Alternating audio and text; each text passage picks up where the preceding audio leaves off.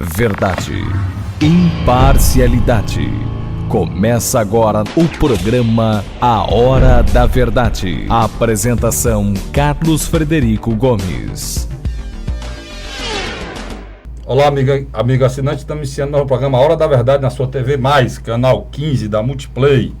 Hoje está aqui comigo, a convite meu, o deputado federal Danilo Forte e meu companheiro de sempre, de toda quinta-feira, meu amigo, consultor político desse programa, Luiz Cláudio. Eu agradeço aqui a presença do deputado Danilo Forte, primeiro porque ele tem tido desempenho como deputado federal, reconhecido por todos, muito bom. E nós vivemos alguns momentos políticos nesse ano, início desse ano de 2016, e diretamente ao trabalho do deputado Danilo Forte. Um deles, e eu quero iniciar com esse assunto, é a questão da quebradeira dos estados e do município. Quebradeira geral, todo mundo reclamando, inclusive essa semana, fatos novos de prefeitos no sul do país, demitindo secretariado, coisa que a gente não vê há muito tempo. E essa quebradeira geral. E uma da discussão desse motivo é que o dinheiro fica todo em Brasília. E o deputado Danilo Forte preside a comissão do Pacto Federativo. Deputado, é isso? Muito obrigado por ter vindo aqui ao chamamento do programa Hora da Verdade. Obrigado. Obrigado, Carlos Frederico. Obrigado, Luiz Cláudio. É um prazer estar aqui com vocês. Para mim é uma alegria muito grande. E sem sombra de dúvidas, o Brasil precisa se reorganizar. Né? Um país rico, um país que está entre as 9 maiores economias do mundo, um país do tamanho de um continente, mas um país que desde o início da colonização tem uma história muito centralizada. O poder no Brasil sempre foi muito centralizado. As decisões sempre foram a partir do poder central. Diferente dos outros países do mundo, o próprio Estados Unidos, o maior país do mundo, os Estados Unidos. Foram vários estados que reuniram-se para fazer uma federação e fazer um país. A Europa foi montada em cima de cidades que eram condados. Cada um tinha seu rei ou seu vice-rei, e a partir daí se uniam e formavam os estados. E o Brasil não, o Brasil veio de fora para dentro. E desde a nossa colonização há uma centralização muito grande de poder, o que tem feito com que os estados e os municípios, mesmo com o avanço que aconteceu com a Constituinte de 88, de novo, pós a Constituinte de 88, tiveram uma perca sensível no que diz respeito aos repasses, ao financiamento dos estados e municípios. E a diminuição até do poder arrecadatório, porque também ficou cesseada a capacidade de criação de tributos pelos estados e municípios brasileiros. Hoje a União controla diretamente quase que 80% da arrecadação de tributos do país. O Brasil paga uma das maiores taxas de impostos do mundo, né? A receita tributária do Brasil chega a quase 40% do que se produz e, no entanto, os serviços públicos são de péssima qualidade. Nós estamos diante de um quadro de deteriorização dos serviços públicos generalizadamente. Aqui no Ceará, no final do ano passado, nós fomos surpreendidos por uma denúncia do Sindicato dos Médicos, em que 22 pacientes do Hospital Regional de Fortaleza, do HGF, morreram dentro do hospital por falta de medicamento. E foi o Sindicato dos Médicos que denunciou. Você vê a gravidade do que nós estamos vivendo. Afora a questão do medo que está aí na periferia, as famílias de bem vivendo aprisionadas dentro de casa, cheia de grade, com medo de sair na rua, os jovens sem poder, inclusive, participarem junto com seus colegas de colégio. Inclusive eu recebi uma vez uma mensagem da menina do Conjunto Esperança, aqui em Fortaleza, que ela me dizia exatamente isso, que ela não podia mais conviver com os colegas dela da escola, com medo da questão da força, da violência, do tráfico de droga. E até a iluminação pública no Brasil virou um problema nacional. Ou a gente constrói uma equação capaz de ter uma compreensão que o exercício pleno da cidadania se dá no município e que os investimentos precisam ser feitos no município, e quebra essa concentração dos recursos em Brasília, que gasta muito e gasta mal. Carlos, só para você ter uma ideia, o orçamento desse ano do Gabinete da Presidência da República, quem fez fui eu. Eu fui o subrelator. Eu fui o subrelator. Sobre isso. Você foi subrelator, eu fui subrelator para os poderes judiciário, legislativo e Presidência da República no que diz respeito ao Gabinete da Presidência da República. E qual foi a minha surpresa? O Gabinete da Presidência da República do Brasil tem um orçamento para esse ano de 2 bilhões 276 milhões. Repito, 2 bilhões 276 milhões. Só de pessoal, o orçamento do Gabinete da Presidência da República do Brasil para 2016 é de 1 bilhão 185 milhões. É um verdadeiro absurdo. São mais de 120 mil cargos comissionados. Esse povo ganha muito bem, ô Luiz, ou então é muita gente, né, Luiz? Só para você ter ideia, o Barack Obama, que preside o maior país do mundo, A primeira nação do mundo só tem autonomia para contratar cargo de confiança 3.600 funcionários. Aqui no Brasil nós temos mais de 120 mil só no governo federal. O pior, deputado, é a hipocrisia dela vir a público dizer que vai cortar 30% do salário dela, 30% do salário do ministro. Isso aí não significa nada. Nada. Significa isso aí. Dentro do gabinete dela, um orçamento de 2 bilhões, né? Dá o quê, deputado, mensal? Isso aí lá... Vai dar 2.200 dividido por 12, dá quase 200 milhões por mês. É uma cidade de médio porte do Brasil para ter um orçamento... Cidade grande. Cidade grande. Quase uma capital. Quase uma capital. Você tem uma ideia, o orçamento da Calcaia é 1 bilhão e 100. Pronto, você tem ideia. O orçamento do gabinete da presidência da República é 2 vezes o orçamento da Calcaia. Só a Jurema tem mais de 200 mil habitantes. Tem não. Mas então, quer dizer, então isso é uma realidade que precisa ser enfrentada. E ela só vai ser enfrentada como a gente fez, buscando fazer o debate.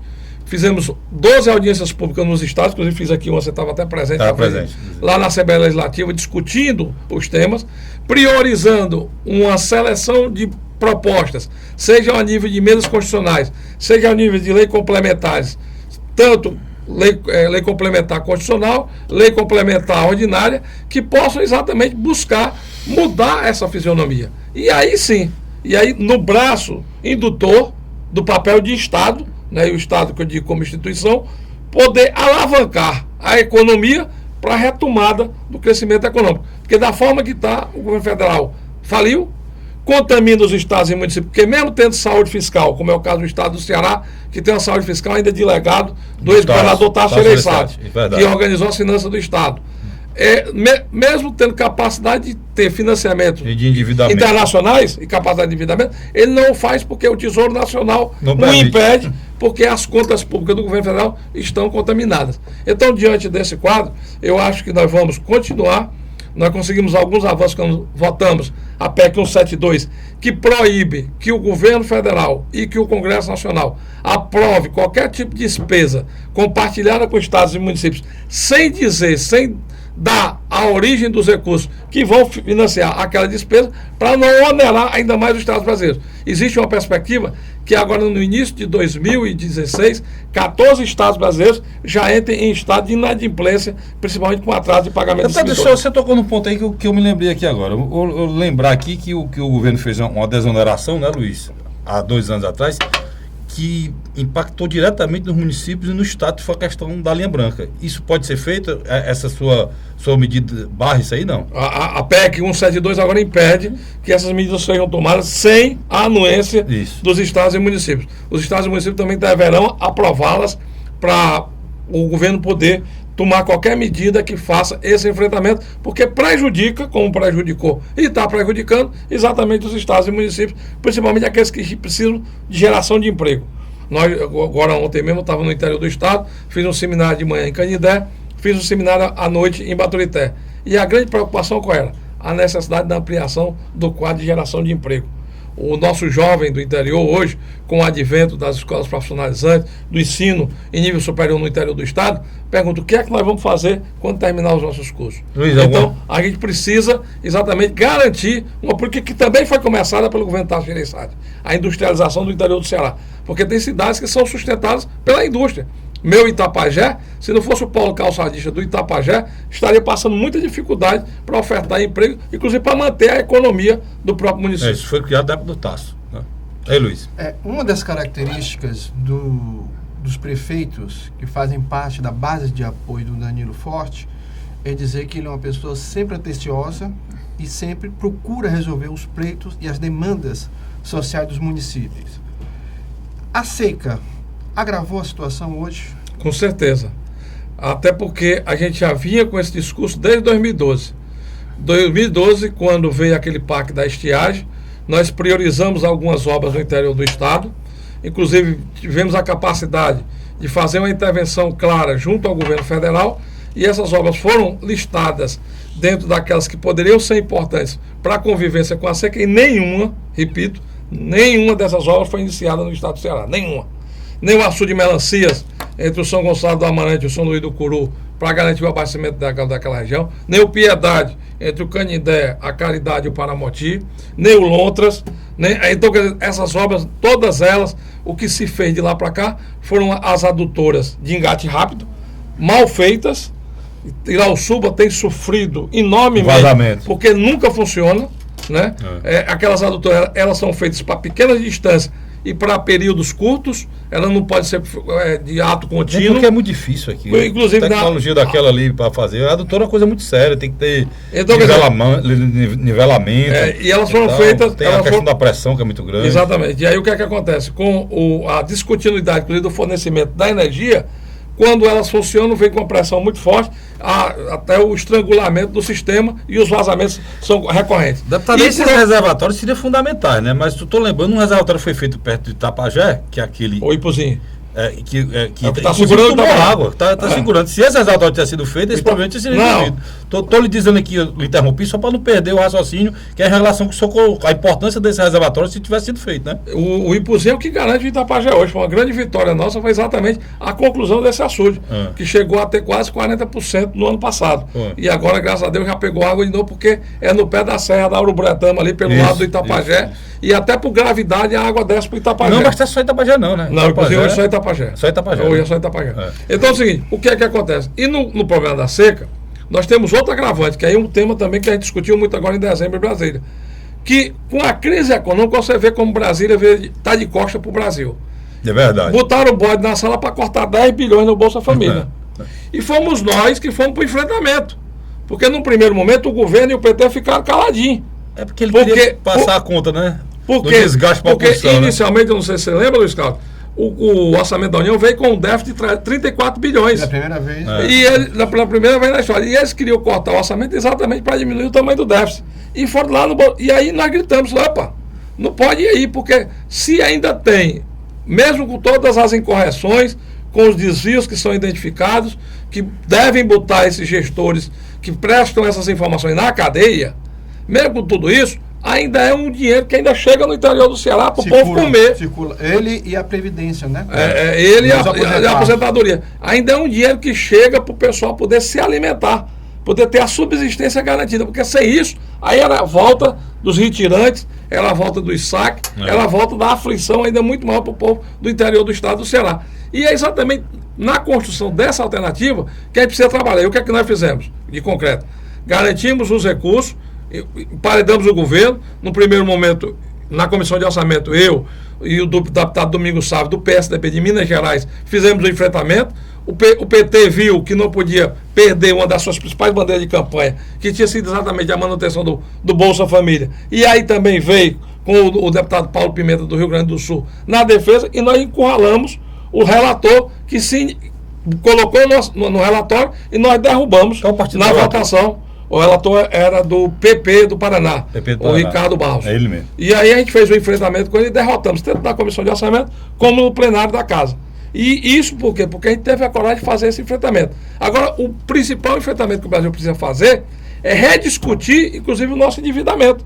O Brasil pagou em 2014 380 bi de juros, repito, em 2014 o Brasil pagou 380 bilhões de juros e no ano passado pagou mais de 450 bilhões de juros. Deputado, então, se o juro é priorizado e o povo não é, está errado dessa forma. Tá errado. A gente entrou no assunto e volta para o Pacto Federativo, porque a natureza é essa. Ninguém faz nada sem recurso. Eu estava vendo essas outras notícias que a gente está acompanhando, inclusive preocupado. O estado do Rio de Janeiro, que é um estado rico da federação, tem royalty, né?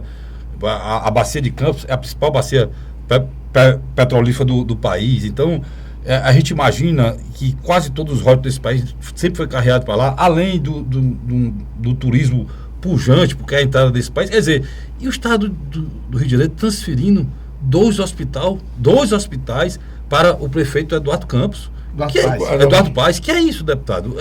É a falência do Estado. Quer dizer, eu estava doido para lhe ver, porque quando eu me lembro sempre de você. E aqui eu quero até fazer justiça, e o programa, graças a Deus, deputado, o programa é o mesmo do rádio aqui na televisão.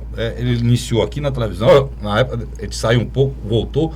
A gente procura dar a César o que é de César, esse jargão antigo, a Deus o que é Deus. O deputado Danilo Forte tem sido um deputado com muita notoriedade lá em Brasília e tem discutido os principais assuntos desse país, né? E ninguém faz nenhuma referência aqui, ou amizade a nada, ao que eu estou dizendo aqui. É o trabalho dele e tem que ser reconhecido. A gente precisa reconhecer porque o estado do Ceará está precisando muito de deputados combativos, mas que tem influência lá dentro. E nós temos hoje um deputado do Ceará presidindo esse pacto. E eu quero saber, deputado, eu fiquei empolgado com o pacto. Porque por ser municipalista, sabe, ele se empolga. E eu quero lhe perguntar, a União vai ter que perder. É possível encontrar mecanismo para que isso aconteça? Ou o senhor acha que a comissão vai só dar uma contribuição, vai ficar lá? Ou o senhor acha que ela vai trazer frutos concretos para a população? Não, eu acho, primeiro, com relação à crise do Rio de Janeiro, também deve-se muita visibilidade, porque os meios de comunicação estão no Rio e em São Paulo. Né? Mas o que está acontecendo na saúde pública do Rio também acontece na saúde pública do estado do Ceará. Né? Não tenha dúvida com relação a isso. Esse caso do HGF é emblemático. Mas nós temos, inclusive, aqui o Hospital Santa Terezinha, na Jurema, que fechou as portas. Os vereadores tiveram que invadir para poder denunciar, para poder a prefeitura retomar o serviço do Hospital Santa Terezinha aqui na Jurema. E ainda tem pior, que é o caso de Quixeramobim, que se gastou uma enormidade de dinheiro, está lá um prédio monumental, né? E há um ano foi inaugurado e não funciona para nada. Mas, deputado, então, a parte da Dilma ali não tem que entrar nesse essa falência do sistema, ela se dá no país inteiro. No Rio tem mais reflexo porque a Rede Globo está lá. E também há uma queda significativa, justiça seja feita, dos royalties, que tem que ser compartilhado com todo o Brasil. Nós votamos na Câmara dos Deputados, é uma medida federativa, mas infelizmente o Superior Tribunal Federal, a ministra Carmen Lúcia ainda está assentada em cima do recurso apresentado né? pelo Rio de Janeiro, e o Rio de Janeiro e o Espírito Santo junto tem 80% do royalties do Brasil. 2 estados apenas ficou 80%. Se bem que houve também uma queda significativa em função da queda do preço do barril do petróleo, esse recurso também diminuiu muito. Mas o que precisa ser feito é exatamente a equação da distribuição com o norte. Porque o país não pode estar todo criando susceptível número de encargos e encargos. O país não pode estar criando programas que não têm capacidade de condição financeira para garanti-los. País nenhum do mundo, nenhum, conseguiu desenvolvimento social sem desenvolvimento econômico. Não existe na natureza da humanidade nenhum. Pelo contrário, os que avançaram no desenvolvimento social e não teve desenvolvimento econômico para hastear, quebraram. Nós temos 2 casos aqui na América do Sul. A Argentina, na década de 50, chegou a ser o 3º país mais rico do mundo no pós-guerra. Foi a primeira cidade do mundo a ter metrô abaixo da linha do Equador, foi Buenos Aires, né? E quebrou. E agora nós estamos aqui do nosso lado da Venezuela, que está um verdadeiro caos social e uma verdadeira violência política, em função exatamente por quê? Porque avançou na questão social sem a garantia financeira para fazê-lo. Então nós não podemos incorrer nesse erro, nesse risco. E a gente precisa exatamente ter uma política fiscal adequada para o nosso momento, retomar a política de investimento, porque o país precisa dos investimentos, e garantir a credibilidade do governo para que os investidores retomem os seus investimentos. Porque o que está acontecendo também? Os investidores estão acuados. Está todo mundo com medo de investir no Brasil porque não tem segurança na política brasileira. Cara, Frederico, o cenário político do Ceará estava montado para algumas figuras praticamente dominar o palco. Era Camilo Santana e Eunício de Oliveira. A oposição puxada pelo Eunício de Oliveira. Mas eu achei interessante. Replicando o que acontece a nível nacional, né? Com certeza. Mas é interessante. A gente inicia essa polarização, 2015, né? E você vê a figura do senador Tasso Gereissati sendo uma espécie de uma reserva moral, né, Danilo? Tanto a nível do Ceará como a nível nacional. A eleição do Tasso foi um desagravo ao que aconteceu com ele anteriormente. 2010, o povo cearense devolveu ao Ceará um senador que tem a dignidade que o Ceará precisava. Eu acho que isso foi fundamental. Mas no segundo semestre de 2015, eu e você, que sempre fazemos esses programas, tomamos um susto. Danilo Forte sai do PMDB, um partido na qual ele foi eleito deputado federal em 2010 e em 2014. Dentro da bancada do PMDB sempre tem posicionamento de independência em relação ao governo federal, e agora se torna, em poucos dias, uma das mais principais vozes da oposição. Como é que você vê essa sua mudança de postura tão rapidamente? Deputado, mas você me permite? Responda só depois do intervalo.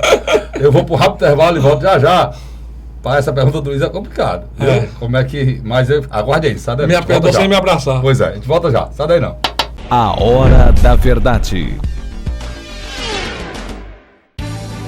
O governo do Ceará está participando em parceria com o governo federal da construção de mais uma etapa do residencial Cidade Jardim, no bairro José Walter, em Fortaleza. Um dos maiores empreendimentos do Minha Casa Minha Vida no Nordeste. Só este ano, 768 moradias já foram entregues na capital.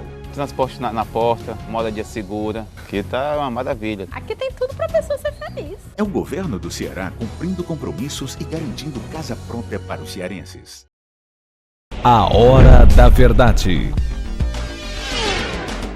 Estamos de volta agora com o segundo bloco do programa Hora da Verdade. O Luiz deixou a pergunta no ar e o deputado Danilo Forte disse que ele abraçou sem apertar. Apertou sem abraçar. Apertou sem abraçar. E eu me lembrei de uma que eu disse. O Cid, passou um tempo com um conflito muito grande dentro do PSB, né, Luiz? E um conflito grande, deu até briga na rua, Tabef, deu de tudo, né? E foi uma confusão para sair, não dava certo. Os Novais com o Ciro, a confusão. O deputado Danilo Forte só Precisou de 2 semanas. Só precisou sair de 2 semanas. Mas como é que você conseguiu isso, O outro precisou de 10 anos, não conseguiu. Eu disse essa frase, o Luiz lembra, logo depois no programa de rádio, essa frase se espalhou aí pela cidade. Eu estou replicando aqui. Deputado, como foi? Completando a pergunta do Luiz, e mostrou sua trajetória no PMDB e a sua saída, e deixou todo mundo atônito. Para o PSB, hoje o PSB, uma vez do Heitor, se tornou um dos partidos mais fortes aqui de Fortaleza. Como é que o senhor conseguiu tão rápido definir o PSDB unido e sem antagonismo? Primeiro porque a prioridade não é a pessoa, a prioridade é o projeto. Eu acho que a gente tem que fazer política com objetivos de projeto político. Eu acho que a gente tem que sair, tem que enterrar de uma vez aqui na história do Ceará a tradição do paternalismo da política e do sentimento oligárquico que a política tem, né? As famílias ocupam os partidos como se fosse uma consanguinidade, né? Uma obrigação de sangue. As famílias. Isso é um mal disseminado no Ceará e no Brasil todo. A gente fazer isso não pela vocação, não pelo desejo de fazer a política no princípio básico, que é na busca de melhorar a qualidade de vida do conjunto, da coletividade da sociedade, e ao mesmo tempo valorizando o personalismo, a pessoa, e não o coletivo. Então a nossa preocupação foi exatamente, primeiro, ter uma definição clara o que é que a gente quer. Dentro do PMDB eu tinha uma visão crítica, o Luiz lembrou muito bem, com relação a essa unidade do PMDB com o projeto de poder do PT. Por quê? Porque o PT passou a ter um projeto hegemônico de um partido único que mandava e desmandava do governo. Enquanto a economia ajudou e o governo e o presidente Lula tinha a habilidade política para manejar, manipular todo mundo, isso harmonizou e deu continuidade. No momento em que a economia virou as costas, em que os indicadores mudaram e a presidenta Dilma se apresentou como inábil do ponto de vista político, e eu conhecia muito bem essa realidade, porque trabalhei com ela, quando eu estava no governo do presidente Lula, que eu era presidente da FUNASA, ela era a secretária ministra da Casa Civil, e a gente via ali que na arrogância dela, né, ela escondia exatamente a incompetência e a incapacidade muitas vezes gerencial. De gerentona e de capaz não tinha nada, era só casca, né, presidente? Só talvez a valentia, né, uma valentia que escondia por trás de si exatamente esse manto. E também a construção que foi mal feita, construção em cima de um castelo de mentiras, né? Aqui nós no Ceará presenciamos aqui todo dia, basta olhar para uma bandeira da Petrobras que a gente lembra da nossa refinaria que foi uma grande enganação. As obras do combate à seca, outra grande enganação. A falta de linha de prioridade, esse governo é tão perdido que quando eles fizeram aquele programa de distribuição de máquinas e equipamentos, eu cheguei para a ministra Mirabel, que é do planejamento, disse: ministra, em vez de estar distribuindo retroescavadeira e moto-niveladora, vamos comprar máquinas perfuratrizes. Eu disse isso, sabe para quem? Para o secretário de Desenvolvimento Agrário, Nelson Martins, no dia da entrega do deputado. O senhor tem know-how para não fazer isso aqui. Porque isso aqui é uma excrescência, rapaz. Ela quer resolver um problema das máquinas do Rio Grande do Sul, das empresas da máquina do Sul, e empurra retroescavadeira e para a prefeitura fazer o quê? Tá aí, deputado, se tivesse comprado 30 perfuratistas, tinha feito aqui os consórcios no estado, e hoje a gente tinha diminuído muito o senhor falou, então parabéns, eu fiquei muito feliz de saber disso. Então, quer dizer, isso é fundamental. Então a gente trabalha com foco. E o nosso foco é exatamente abrir os espaços. Então, o que é que eu fiz? Quando o advento desse ano, quando a gente, inclusive, trabalhou na convenção do PMDB para não renovar a coligação PT-PMDB. Eu fui um dos que organizei um grupo dentro do partido para apoiar o Eduardo Campos, esse sim, que era o candidato do PSB. Nós éramos 15 deputados federais e 5 senadores. Inclusive, cheguei a voar com ele naquele avião no dia 5 de junho. O avião caiu no dia 13 de agosto. Eu fui com ele de Campo Grande para São Paulo. Naqueles mesmos pilotos? A mesma equipe. Mesma equipe. Quase todos ali estavam dentro do avião que eu voei com ele, tive a oportunidade de fazer esse último voo. E no Eduardo a gente tinha a garantia de uma renovação da forma de fazer política no Brasil. O Eduardo queria fazer o novo. Era um jovem empreendedor, cheio de energia, cheio de vontade. Infelizmente, o destino o escolheu. E aí a gente fez com que, nessa caminhada, buscasse uma aproximação maior minha, deputado Danilo Forte, exatamente com o conjunto partidário. A sua aproximação com o PSB começou com o Eduardo? Começou, a minha relação de amizade com o Eduardo vem desde o tempo de estudante. Né? Então, quer dizer, eu conheci o Eduardo quando a Raiz estava no primeiro mandato de deputado federal, depois de ter sido governador de Pernambuco, ainda lá atrás, na década de 90. Então, tinha essa relação. Quando foi agora na comemoração de um ano da morte do Eduardo, teve um evento na Câmara dos Deputados, a família da Renata Campos, esposa dele, a viúva, me convidou para uma conversa, nós conversamos. O partido aqui no Ceará estava engateando e não saía do canto, né? E ele disse, não, nós precisamos dinamizar a ação e tal, e tal, e tal. E o sonho do Eduardo era que você assumisse o partido no Ceará.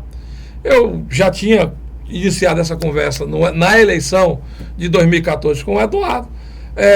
Vi que o PMDB cada vez, em vez de estar se distanciando, estava se aproximando ainda mais do governo da presidenta Dilma, que eu não tenho dúvida que dificilmente sairá da situação colocada que o Brasil tem hoje, tanto do ponto de vista político como do ponto de vista econômico. E como eu já tinha um antagonismo interno, conversei com algumas pessoas, com alguns amigos, disse, olha, a gente na vida tem que ter coragem para tomar decisão. E tem essa oportunidade agora, tem esse desafio. Conversei com o Heitor Ferrer, Heitor estava também inseguro, insatisfeito, porque o PDT estava trocando pela família Ferreira Gomes, que ele tinha um antagonismo na política local com relação aos Ferreira Gomes. E eu disse, Heitor, se você topar, a gente se soma nesse desafio de fazer a reestruturação do partido.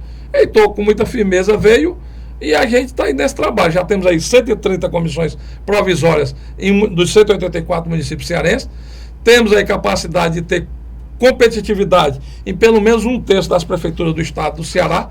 Tenho feito esse trabalho diuturnamente, estou tanto em Fortaleza, agora principalmente nesse período do recesso, só organizando as comissões e as candidaturas para que a gente possa participar o máximo possível, disputando os projetos nos estados. Vamos construir uma unidade de pensamento, uma unidade partidária com relação à visão crítica ao governo da presidenta Dilma, buscando unificar as forças que têm a visão clara que com esse modelo que está aí o Brasil não sai da situação que se encontra, e está também tentando renovar na política do Ceará, no combate ao sentimento oligárquico, ao sentimento patrimonialista da forma de fazer política, e convocando principalmente a renovação e a juventude para vir participar conosco nesse projeto. E é isso que tem dado certo, e por isso está aí essa aceitação muito boa com relação a esse projeto, está aí o crescimento da candidatura do Heitor, e está aí também agora esse novo momento de conversar com os partidos que pensam parecido conosco, para que a gente possa fazer uma grande frente de renovação da política no estado do Ceará. Mas é interessante, acreditava-se que, terminada a eleição de 2014, aquele bloco que foi derrotado, ele se unificaria numa candidatura única. Mas, pelo contrário, começou a surgir a tendência da pulverização. O PR lançar um candidato, o PMDB lançar um candidato, o PSDB lançar um candidato. Mas eu achei interessante o seu posicionamento. A partir do momento que você assumiu o Partido Socialista Brasileiro, você não se privou de pensar só num projeto único do seu partido. Primeira coisa que você fez, procurar o senador Tasso Gereissati.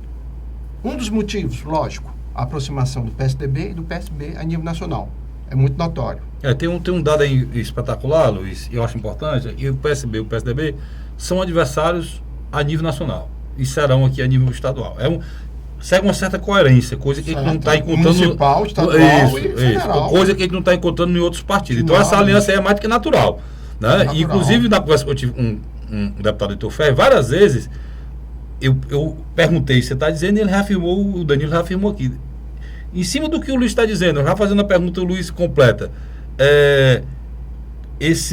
Essa possibilidade hoje é concreta?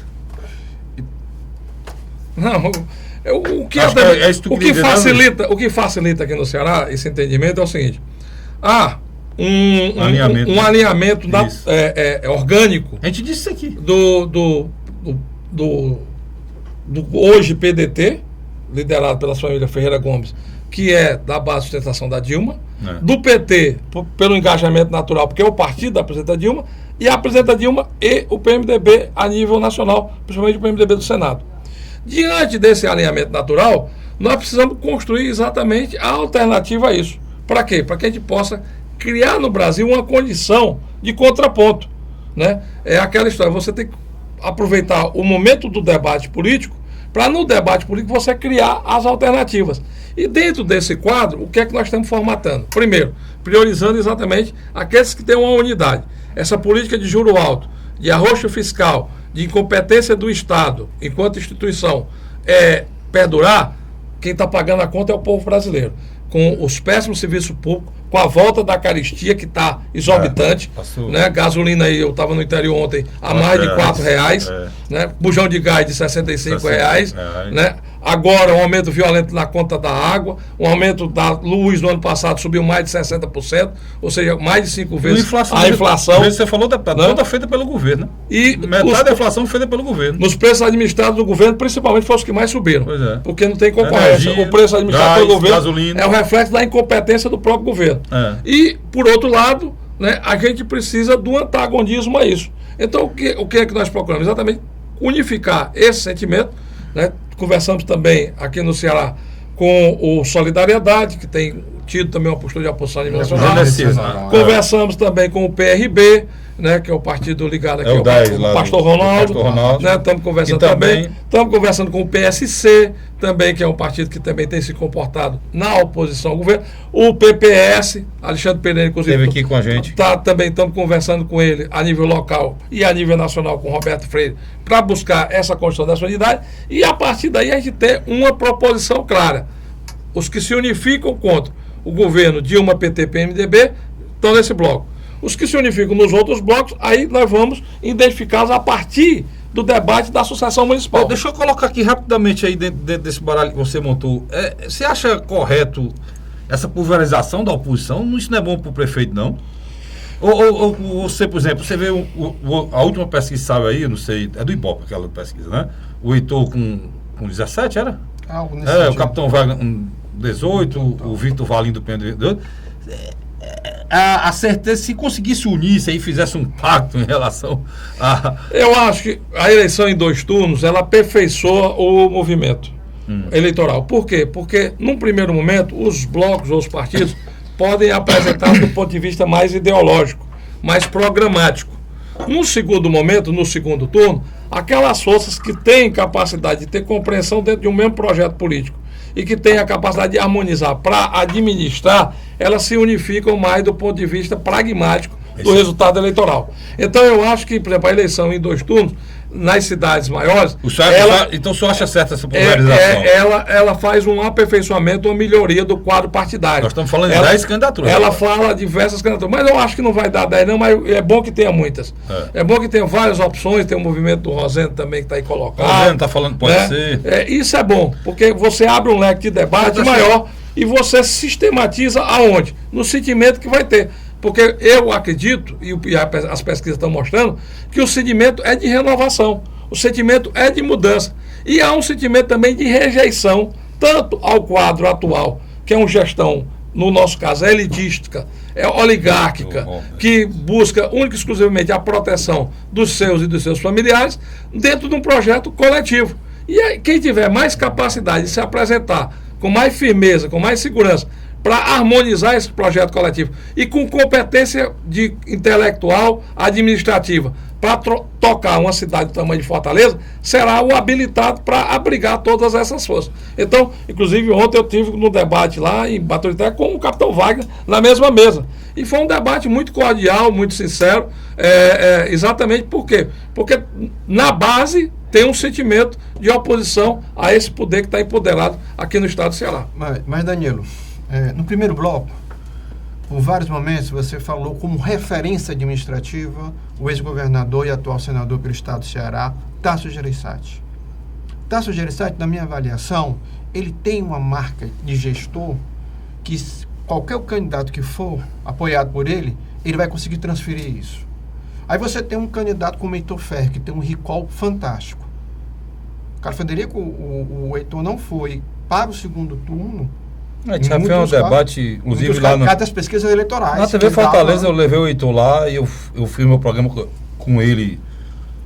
Foram 2 blocos só discutindo isso. Aquilo me revoltou, porque aquilo é revoltante, macho. Aquilo é terrível. O Heitor não foi para o segundo turno. Davam ele com 8 e ele terminou com 20. Isso não é a primeira vez que acontece em Fortaleza, né? Não é a primeira vez, né? Mas há um detalhe, Danilo, que é interessante.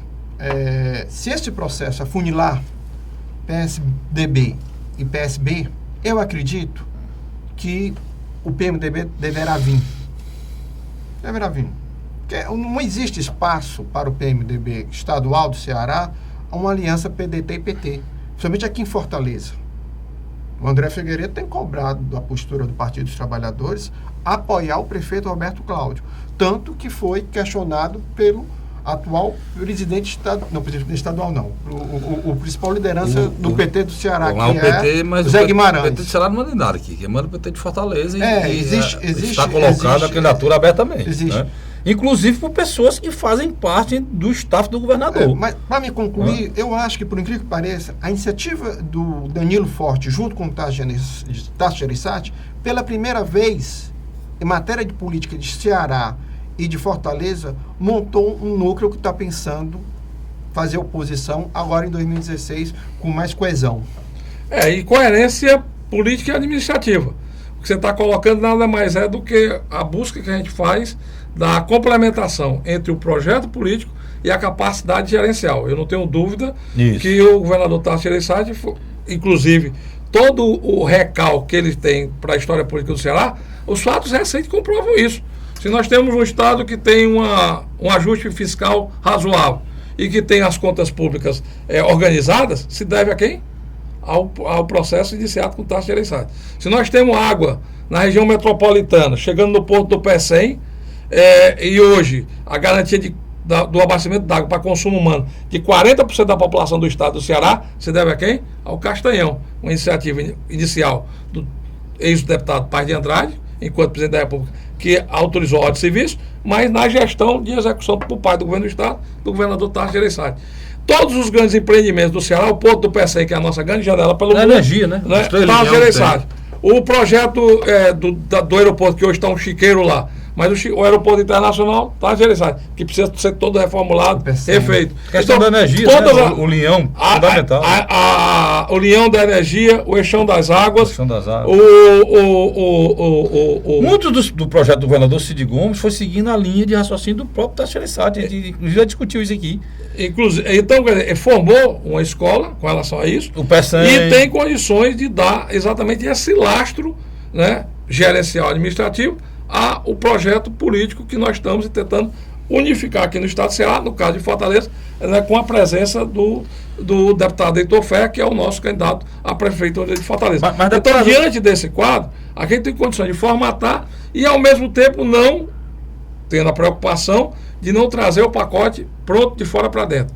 Nós temos discutido dentro do partido e já estamos iniciando agora no dia 16 de fevereiro, um processo de seminários, de debates internos, de convite à sociedade cearense, fortalezense, para poder, a partir daí, identificar as principais demandas, e identificar essas principais demandas, construir propostas de soluções dessas demandas, e nessa construção dessas propostas podemos apresentar um programa de governo de comum acordo, lógico, com todas essas forças que se interligaram conosco. Inclusive, na conversa que nós tivemos com o Tasso, ficou muito claro, nós vamos construir junto, desde o programa de governo até a gestão.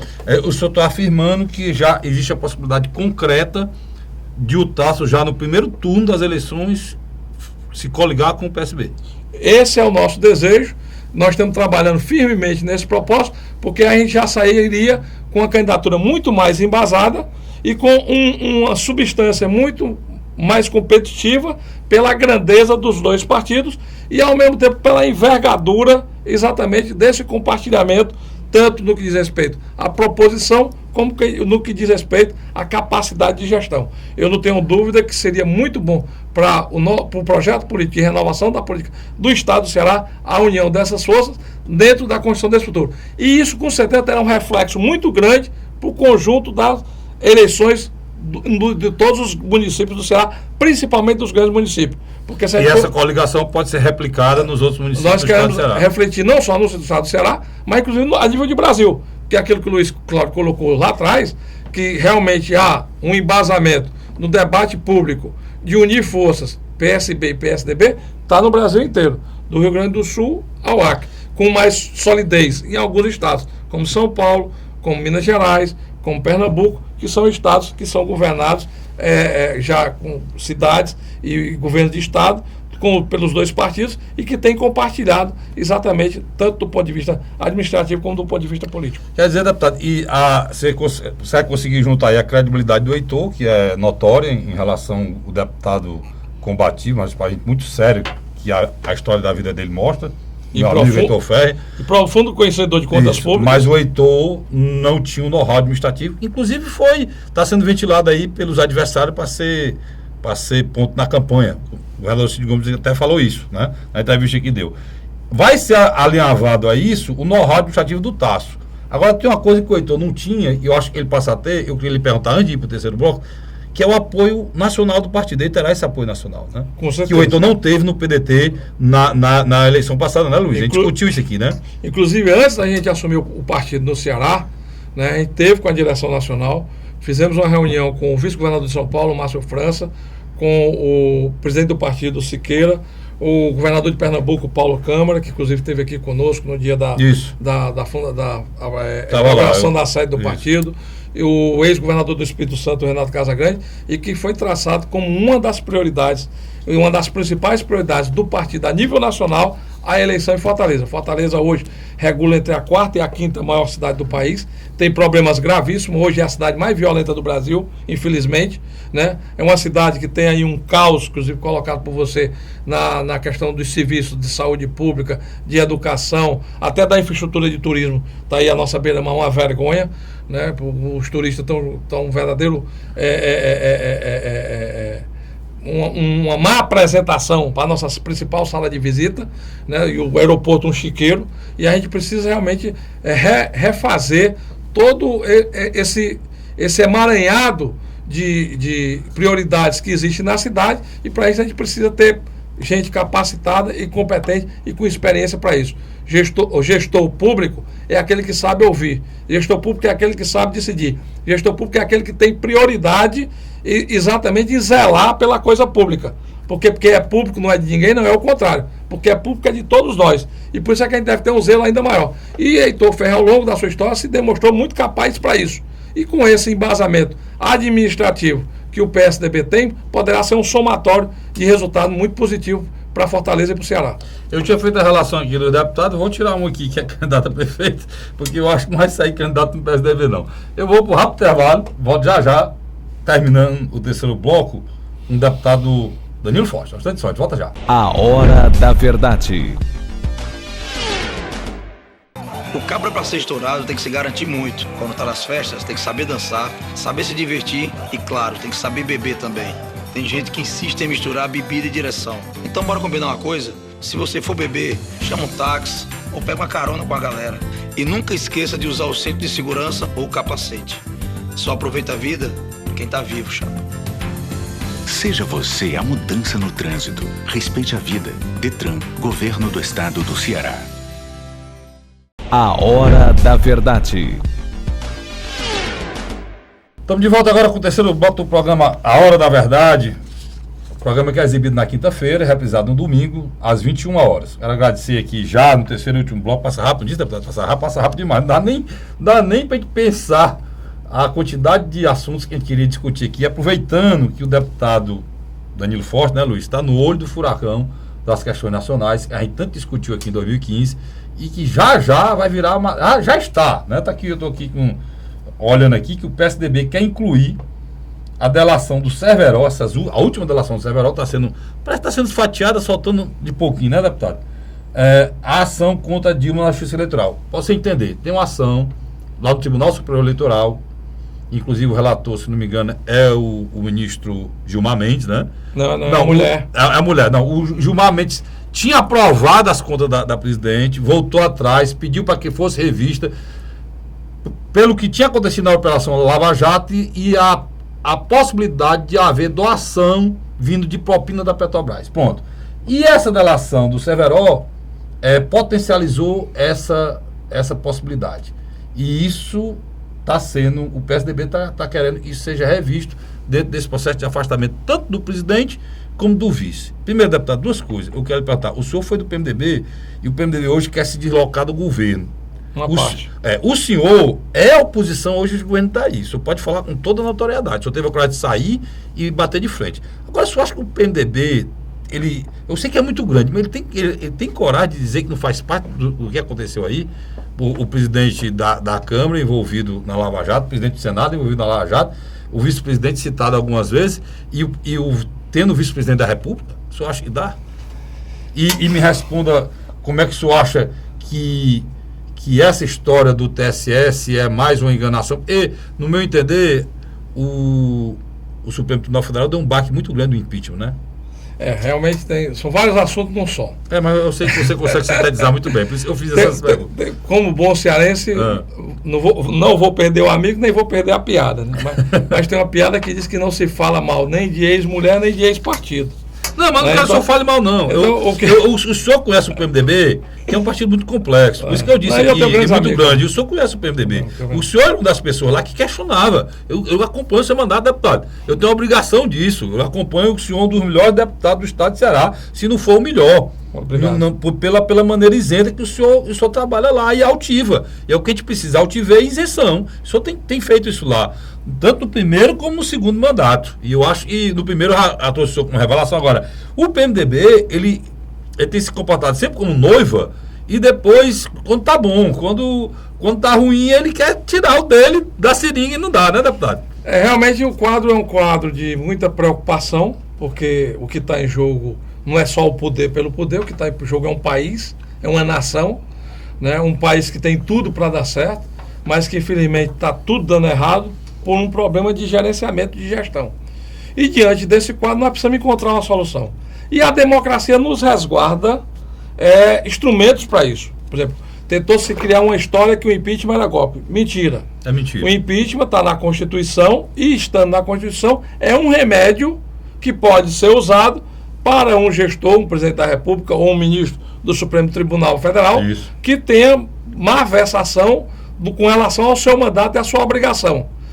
E até uma simples mentira poderá ofertar uma possibilidade de ser impeachmentado um grande gestor público em função disso. Uma simples mentira. Imagine você pedalada ou uso de dinheiro oriundo de corrupção para financiamento de campanha eleitoral. Então tudo isso pode ser argumentos, sim, usados e questionados. Agora também tem que ser dado, como o Estado Democrático de Direito permite, e a Constituição Federal foi muito clara com relação a isso, o direito da defesa, o amplo contraditório, para que a pessoa que também está sendo questionada, está sendo colocada como réu no processo, possa se defender. E há um entendimento jurídico e político com relação a esse questionamento. Nós chegamos numa situação limite, em que o país está estagnado, que a economia está recessiva, que há uma crise, inclusive, de desemprego e de inflação que preocupa a nação brasileira e que há, inclusive, a possibilidade de uma insolvência econômica por parte do governo, porque a cada mês que passa, inclusive, a arrecadação tem diminuído e o governo não tem se cumprido sequer com as suas responsabilidades mínimas e gerando, inclusive, esse genocídio que está aí na saúde pública brasileira. Então, nós precisamos tomar de um remédio. Nós precisamos tomar um rumo para uma solução para o problema. Nós não podemos deixar o país degenerar, nós não podemos deixar o país desmilinguir-se e acabar em função dos puridos ou do desejo de manutenção do poder pelo poder. Então a gente precisa de uma regularidade administrativa. E hoje tem vários focos. Primeiro, tentou-se misturar a questão do processo da presidenta Dilma com o processo do Eduardo Cunha. São duas coisas totalmente distintas.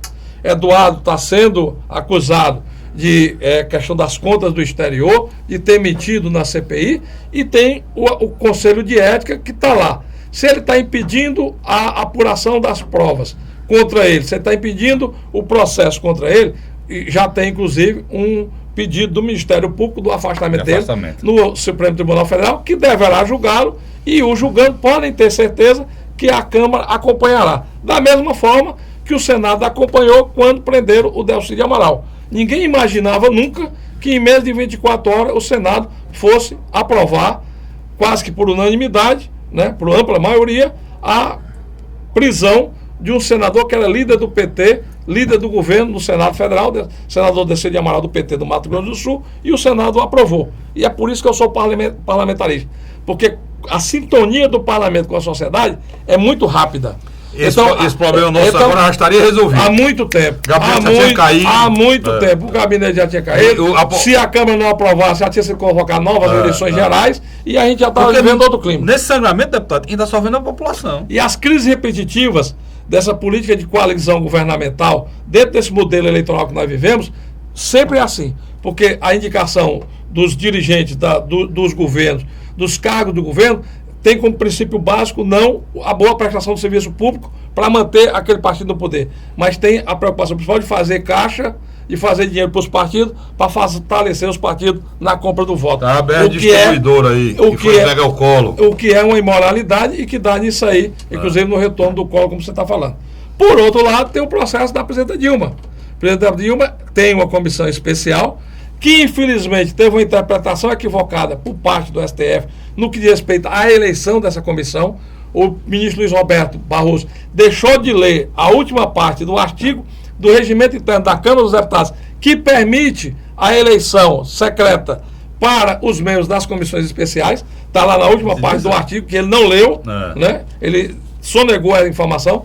Vai ter um embargo de declaração que vai ser apresentado agora na volta do recesso e nós entendemos que possa ser, inclusive, revista essa posição. Eu fui eleito 2 vezes. Eu fui eleito no meu partido, apesar de ter me filiado ao PSB apenas no dia 11 de setembro, mas dos 4 representantes do PSB na comissão foi por eleição. A nossa bancada, ela não ungiu, não foi o líder que pensou na bancada. Os representantes do partido na comissão especial foram eleitos e eu fui o segundo mais votado. E fui eleito dentro do plenário, dentro daquela chapa que foi formada independente da chapa oficial dos líderes, que é uma característica da Câmara. Você secou a eleição no parlamento, rapaz, é uma loucura isso aí. A candidatura avulsa na Câmara existe desde o Império. Atravessou a ditadura Vargas e atravessou a ditadura militar. Então, quer dizer, isso agora que vai vir a eleição. É uma prerrogativa da Câmara dos Deputados ter a eleição de chapa avulsa. Pode ser indicado por líder se tiver consenso, se não tiver... Exatamente. Vai pro embate. Exatamente. Vamos supor, deputado. Porque o plenário é soberano. Deixa eu só lhe perguntar, que eu discuti muito essa decisão do Supremo aqui. Se os senhores, agora, no retorno, resolver questionar de novo a indicação do líder e for pro plenário, o plenário é soberano? No líder é no caso da bancada. A bancada é soberana. A metade mais um da bancada define o líder. E o plenário é soberano por qualquer decisão. Se o plenário resolver que não vai ser indicação da bancada? O plenário, inclusive, pode mudar o regimento interno.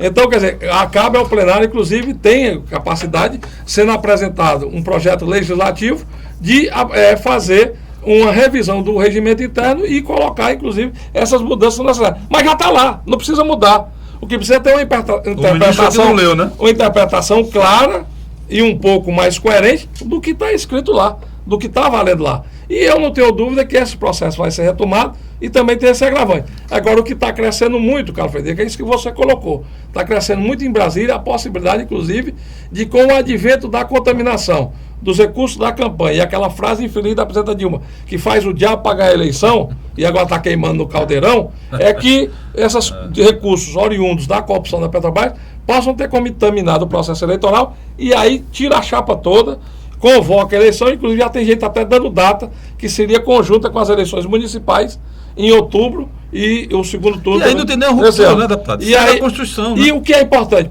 Isso pode ser bom para o Brasil, nós não podemos ter medo disso. Porque aqui no Brasil é muito fácil se criar medo das coisas. Não vai dar certo, vai ficar pior do que o que está, não fica. Agora eu faço igual o Tiririca, pior do que o que está, não fica. O que a gente tem que fazer é um embate político e esse novo presidente que saindo das urnas ou saindo em processo desse, possa recuperar o país, possa ter tranquilidade, Luiz Carlos, você entende muito disso, de base política para fazer uma proposta ao Congresso Nacional e ao conjunto das forças do país, empresários, juízes, promotores, universidades, trabalhadores, sindicatos, que a gente possa harmonizar isso dentro de um projeto, pacto de governabilidade para poder tirar o país da crise que nós estamos. Coisa que o Itamar fez com muita competência. O Itamar pegou uma inflação de quase 80%, um país destroçado depois de um presidente desastroso como foi o Fernando Collor de Mello, e ele conseguiu, no debate político, porque tentou-se, inclusive, botar várias carapuças para cima dele, né? Tentou-se, inclusive... Terminou com 80%, né? Tentou-se, inclusive, ridicularizá-lo naquela cena lá do carnaval, tal, quer dizer, e ele conseguiu, com muita humildade e simplicidade que é peculiar dos mineiros, né? Resolver um questionamento político e recolocar o Brasil nos eixos. Então o Brasil homem de bem, né, tem capacidade, é um homem de bem, e faz falta nesse momento. Eu me lembro de um fato aqui, o Luiz até lembrou um dia desse, o Agriz, né, Luiz? Ele retirou, um amigo dele, levantaram a suspeição e ele retirou imediatamente, disse, olha, você sai, eu vou provar sua inocência, você volta, e foi o que ele fez. Quer dizer, o que falta no governo do PT de entender... A Grives, que era ministro da Casa Civil, né, Luiz? Você gosta muito de confiança dele. Isso. Danilo, nos últimos 10 anos se montou um condomínio político-administrativo liderado pelos irmãos Gomes, tanto Ciro como Cid. Esse condomínio político-administrativo foi responsável por eleger os últimos 2 governadores do estado do Ceará e agora os últimos 2 prefeitos de Fortaleza. Porque Luziane foi reeleita dentro desse esquema, desse processo. Existe uma grande possibilidade de que Fortaleza, pela primeira vez, vá com uma candidatura que seja contra o governo federal, coisa que não aconteceu em 2012 e 2008, nem 2004. Você acha que é um momento ímpar? Eu acho que é um momento diferenciado. Primeiro porque tem toda uma mudança conjuntural, tanto da política nacional como da política local. Eu acho que esse modelo saturou. Esse modelo de governabilidade, essa leitura que era feita, centralizada nessas forças políticas, mudou totalmente. Mudou, por um lado, pelo cansaço da máquina na gestão, mudou pela extinção da capacidade de inovar e mudou pelo centralismo que foi criado diante de uma oligarquia, né, minimizada ali, que quer o poder pelo poder, ao ponto de querer, inclusive agora, botar candidato na Caucaia, botar candidato em Sobral, botar candidato não sei aonde, repetir o candidato de Fortaleza como se fosse uma tutela de Estado. E isso a população do Ceará tem uma compreensão muito clara e surpreende sempre com relação à alternância de poder. Nós vimos aqui no Ceará fenômenos eleitorais como Maria Luísa e a própria Elisiane na primeira eleição dela. Fortaleza é mestre nisso, Fortaleza. Que superou qualquer expectativa. Fortaleza, então, a Luziane, deputada, só completando as fações, ganhou com 1 voto no partido e conseguiu ganhar uma eleição dificílima, né? A Maria Luísa a mesma coisa, então Fortaleza é mestre. Na primeira eleição dela. Então, quer dizer, o povo de Fortaleza tem uma visão crítica muito forte com relação a isso. E não aceita, né, exatamente essa dominação. Tanto é que as votações têm demonstrado isso ao longo da história. O que nós queremos fazer é exatamente essa construção e esse questionamento, para dar transparência às coisas. Por exemplo, o Estado do Ceará está se perdendo até na transparência das contas públicas. Você sabia que o Estado do Ceará, você que é um intelectual, um professor, é o único Estado do Brasil em que prescreve crime de desvio de recursos públicos. Porque há uma lei no Estado do Ceará que, com 5 anos, não sendo julgado pelo Tribunal de Contas do município, pelo Tribunal de Contas do Estado, qualquer processo de gestor público de desvio de conduta, ele prescreve no Estado do Ceará. Ele é arquivado. O que é inconstitucional, porque não há prescrição contra crime de colarinho branco no Brasil. Então, há um questionamento, esse questionamento está no Tribunal de Justiça do Estado do Ceará e tem alguém sentado em cima. E precisa se levantar de cima. Por quê? Porque isso inibe a transparência e faz com que haja um perdão a gestores que tiveram um comportamento equivocado. E a gente sabe da lentidão do que é, muitas vezes, o julgamento desses processos. O TCM devia, inclusive, acelerar isso para que isso não aconteça. Eu acho que esse novo procurador, o Plácido, eu estou confiante muito pelo que eu vi dele da imprensa, eu não o conheço pessoalmente, mas pelo que eu vi, pelas entrevistas que ele deu, né, desse novo funcionamento. Porque nós temos que fazer esse questionamento. Acelerar esse processo e também não. Exatamente, até porque a gente precisa da transparência para poder ter a boa gestão. E esse exercício precisa ser retomado. Então, o que é que acontece? Fica um feudo político, uma família apenas mandando e controlando as diversas vertentes do Estado, tanto do poder judiciário, como do poder legislativo e do poder executivo. E dá nisso, na falta de transparência. Então, até para oxigenar isso e para melhorar as contas públicas, para não acontecer o que está acontecendo aí. Se faz um hospital e não bota para funcionar, se começa um aquário sem ter dinheiro, se começa um metrô que virou aí canteiro de criação de mosquito da dengue, e está aí a população pagando preço. Então a gente precisa ter uma administração mais competente, mais racional e dentro das possibilidades daquilo que a gente quer fazer. Deputado, infelizmente estourou o nosso tempo, mas eu quero deixar o senhor à vontade para suas considerações finais aí. Eu é que agradeço, Carlos. Realmente passava rápido? Bem que você falou, isso, 1 hora de programa é uma eternidade, mas eu acho que vocês, o Luiz Cláudio, conseguem conduzir com muita habilidade o programa. Quero agradecer a toda a família cearense que teve a oportunidade de conosco compartilhar desse debate e que esperamos que a gente possa contribuir. A nossa tarefa é exatamente buscar essa contribuição. O que nos satisfaz estar na política é exatamente o desejo de fazer com que a população possa, com autonomia e independência, decidir os caminhos pelo qual ela quer trilhar. A nação, ela se incorpora no sentimento do seu povo.